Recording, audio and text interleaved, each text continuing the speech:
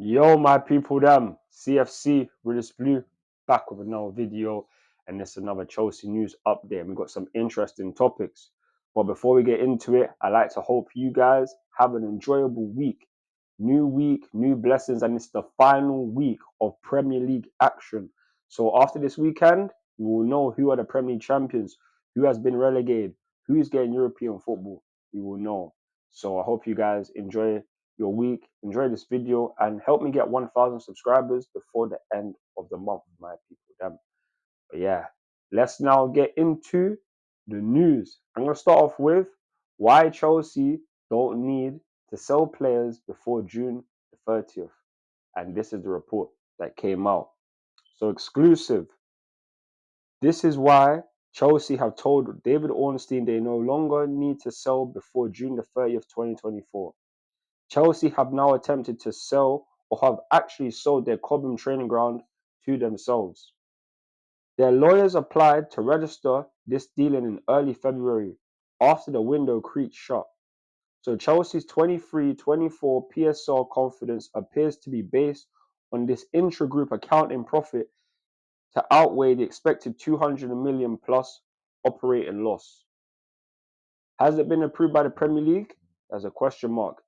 Is there really over 100 million to 150 MFV profit to be had from Cobham? Question mark. And was the property validated held anyway because Chelsea Training Group Limited was dissolved in 2015, giving rise to potential bonification issue? So, and other sales too, question mark. There's a bare question marks. There's no guarantees, but this is what Chelsea have told David Ornstein. And also there's another report that came out that's stating that on the recent report of Chelsea selling Cobham to themselves, Premier League owners have Premier League owners had the chance to outlaw selling assets like stadiums, training grounds, etc. to themselves, but decided not to enforce it. So for me, based on that report as well, that's a big report. I think that we can comply with PSR for this season, which means that we don't have to sell Conor Gallagher and Trevor Chalobah to comply with it this season, in my opinion, because, like we said, the Premier League had a voting system where they could have been against these kind of things, but they didn't. So the board have found another loophole, and you have to credit to them because these guys are business savvy. They will find loopholes the same way they done the thing where, oh yeah, over 8 years you pay off the transfers for Enzo Fernandez and guys just little bit by little bit. That's one thing. Number two, selling a hotel to themselves earlier in the year. That's another one. And now this is another one.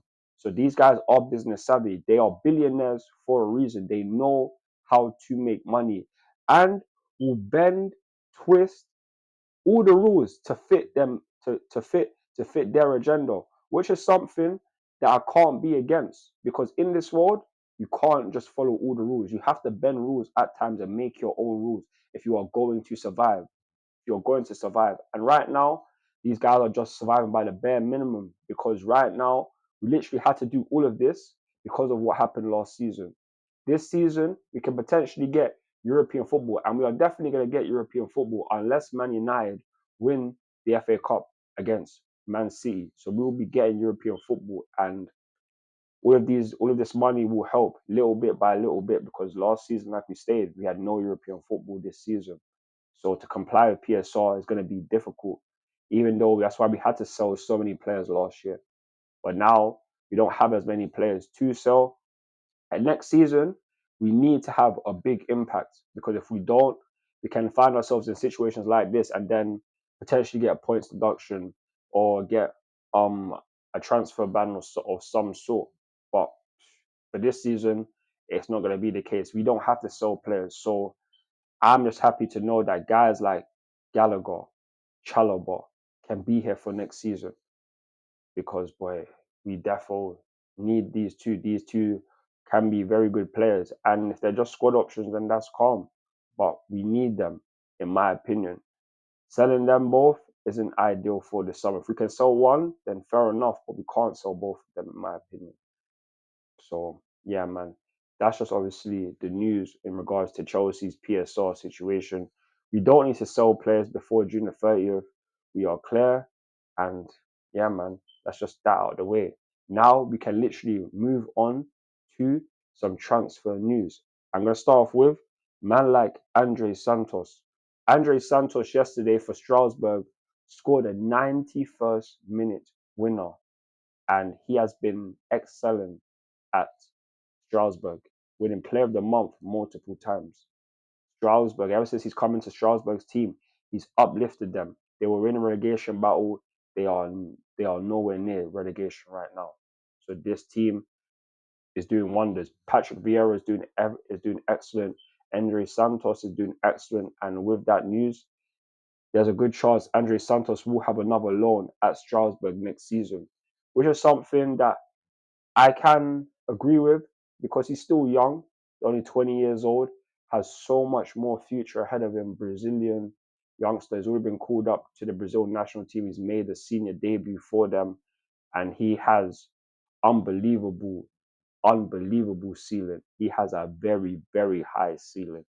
He is an incredible talent, and we will be lucky to have him back. This season hasn't been going so well. He went on loan to Nottingham Forest, it didn't work out. But Strasbourg, it has worked out. And I'm just so happy for him to be playing football, to be enjoying the sport that you love, and improving, improving. So you have to keep it up, Andrey Santos. Soon enough, we'll be able to see him here. Hopefully, by the time he comes back, Kendry Paz will be here. Estavio William will be here. We will have so many youngsters to look forward to the future too. And Andrey Santos is a part of the future, in my opinion. We should not be looking to sell him at any point because he is that good and can develop into one of the best players in his age group for many, many years to come. So, yeah, man, that's just the news on Andrey Santos. Keep doing your thing, Andrey. Big you up every single time. But yeah, man, that's just the news on Andrey Santos. Now, I'm going to go over to some more transfer news. And this is in regards to Emi Martinez. So, Chelsea are also attentive to the goalkeeper market. I'm aware there have been reports that Emi Martinez has been linked with the Blues after his superb form. We will see what Chelsea decides to do, but it's not something concrete at this stage. That was reported by Fabrizio Romano. And honestly, I'll be real to you. Why not make a goalkeeper our target? Because realistically for me, Petrovic, he's decent, but he's not world class. When we literally have a good world class goalkeeper in Emi Martinez right here, who we are linked to, why not get him? World Cup winner, has helped Aston Villa transform their season. He has helped them become top four challengers. Top four challengers and Champions League football most likely next season, as long as they win or not even lose their game today against Liverpool. So they will be in the Champions League, and he has been a driving force for them. Numerous amount of saves, not just for just Aston Villa, but for Argentina. Think of the World Cup final that Kolo Muani missed. That was a big save from Emi Martinez. The penalties he saved, his charisma, his shaitanry, bro, his arrogance. I would love this as a Chelsea goalkeeper. I would love it. And anyone else who wouldn't love it, then I don't know for you. But to have him in goal, it will be brilliant. He might have a mistake at times, but every goalkeeper has a mistake at times. It doesn't matter on what level that you have. You saw Neuer in the Champions League the other day, one of the greatest goalkeepers in the last generation. He made a fumble. So it's like we've seen great goalkeepers make fumbles. So for me, I would really, really enjoy having Emi Martinez here. Like the report said, it's not concrete. There's no guarantees that he will be coming to Chelsea or Chelsea are even looking for a goalkeeper like that. But we are just peeping along, the seeing what one, and hopefully the board can get Martinez, whether it's this season or next one. But we definitely need a world-class keeper because we don't have a world-class keeper here at Chelsea. Petrovic or Sanchez are not world-class, and we definitely need one if we're going to be competing for Champions Leagues and Premier League titles again. So that's the news on Emi Martinez. You guys let me know your thoughts and opinions down below. Now On to the last topic, and it's the news. Chelsea have spoken to the agents of Victor Osihmen and Benjamin Sesko. That was reported by Fabrizio Romano, it's reported by CFC Pies. So, yeah, man, we are linked with strikers. As you know, our top target this summer should be a striker. Nicholas Jackson has been playing absolutely incredible this season. He has missed a lot of chances, but for him to have 14 Premier League goals and 5 assists in your debut season, it's incredible. Not even Didier Drogba had these good stats in his first season. Look what he went on to become. I'm not initiating or stating the fact that Nicholas Jackson will be on the level of Didier Drogba. I'm not saying that, but he is having an incredible season.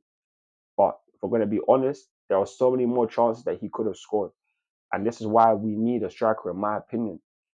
Victor Osihmen could be a great, great asset for me. I'd rather have him over Benjamin Sesko all day long.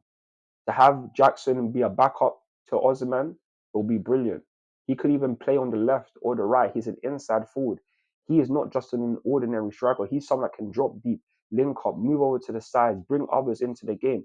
Nicholas Jackson has a great football brain, a great IQ. It's just the finishing is lacking. So it's the reason why you're not necessarily considered a great striker. Victor Osihmen, in my opinion, can be a great striker. He is a world-class striker.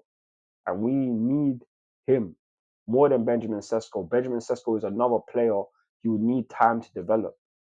Osihmen is someone that you go in, you put him in your team, and you're like, yeah, top 4, defo. Champions League football, definitely. Potentially winning a European competition or competing for a Premier League title, you can be when you have players like Osihmen, not Benjamin Sesko. Nicholas Jackson can learn so much from Osihmen and can just add more force to our team for next season because we definitely, desperately need it. We need more reinforcements in not only just striker, but in defense as well as goalkeeper. These are the key main targets, in my opinion, for Chelsea this summer. So we better make sure that we get at least 2 out of these 3.